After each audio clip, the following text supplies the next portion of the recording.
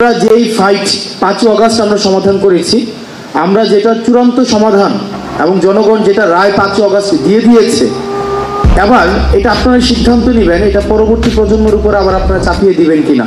এই যে আওয়ামী লীগের যে প্রশ্নটা আমরা দেখতে পাচ্ছি যে আওয়ামী লীগের রিহেবিলিটেশন বিভিন্নভাবে করার একটা প্রক্রিয়া হচ্ছে, কিভাবে তাদেরকে নির্বাচনে আনা যায়, তাদের ছাড়া নির্বাচন কি গ্রহণযোগ্য হবে কি হবে না, সেই বিষয়গুলো নিয়ে আলোচনা হচ্ছে, যেটা খুবই দুঃখজনক।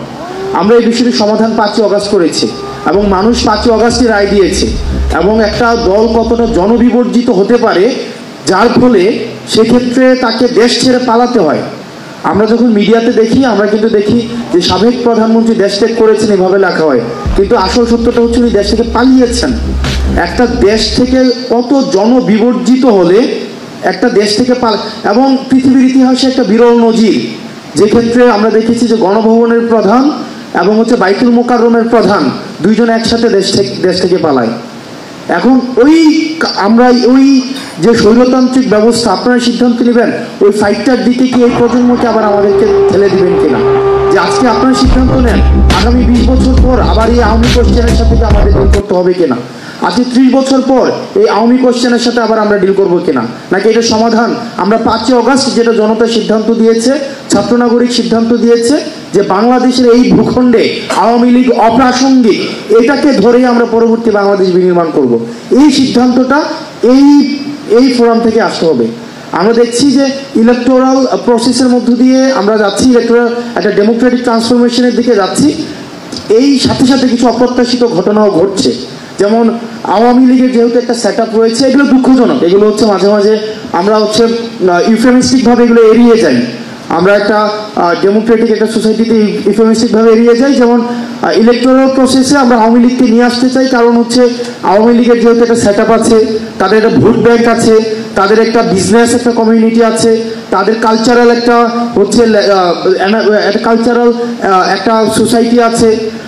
তো এই জায়গাতে আমি যদি আওয়ামী লীগকে কোনোভাবে আমার কাছাকাছি নিয়ে আসতে পারি, আওয়ামী লীগের কাছে যদি আমি একটু সিম্প্যাথেটিক মানে একটু যদি ইতিবাচক একটা ভাবনা দিতে পারি, তাহলে আওয়ামী লীগের ভোটটা রেডিমেড ভোটটা আমি পাওয়া যাই। তো এই কারণে দেখতে পাচ্ছি অনেক রাজনৈতিক দলের মধ্যে বা আমাদের নিজেদের মধ্যেও এক ধরনের আওয়ামী প্রীতি তৈরি হচ্ছে, যেটি একটি জাতির জন্য পরবর্তীতে আমি মনে করি যে আমাদের এই প্রজন্মকে আবার একটা এন্ডলেস কনফ্লিক্টের দিকে ঠেলে দেওয়া হবে। সুতরাং আমরা আমাদের জায়গা থেকে বৈষম্যবিরোধী ছাত্র আন্দোলন এবং এই প্রজন্ম আমরা একটা জায়গায় আজকে যখন ডিসকাশন আমি পুরোটা সময় শুনছিলাম, আমরা একটা বিষয় মনে হয় আমরা অ্যাভয়েড করছিলাম, আমরা একটা জেনারেশনাল কনফ্লিক্টের মধ্যে রয়েছি।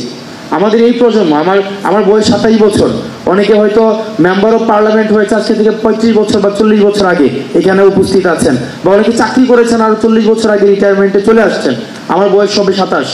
তা আমি আমার জায়গা থেকে একটা বিষয়, আমরা এই জেনারেশন কনফ্লিক্টে আমরা এই প্রজন্ম আওয়ামী লীগকে ধারণ করার জন্য আমরা প্রস্তুত না।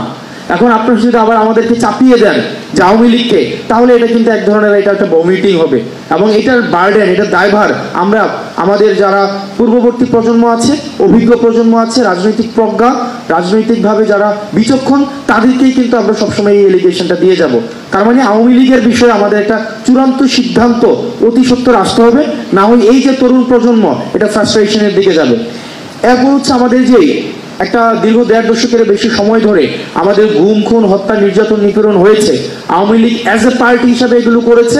আমরা চাই এগুলোর বিচারটা ভিজিবল হোক, তাত্ত্বিক জায়গা থেকে এই জায়গাটা দৃশ্যমান হোক, যাতে করে ট্রাস্ট বিল্ডিংটা হয়। এই যে গুম খুনের গণহত্যার যে বিচারটা, এটা যেন খুব দ্রুততম হয়, এটাকে প্রায়োরিটি বেসিস যদি করেন, তাহলে আমাদের এই যে তরুণ প্রজন্মের কাছে যে কমিটমেন্টটা রয়েছে, এই কমিটমেন্টটা আমরা সেটার বাস্তবায়ন ঘটাতে পারি।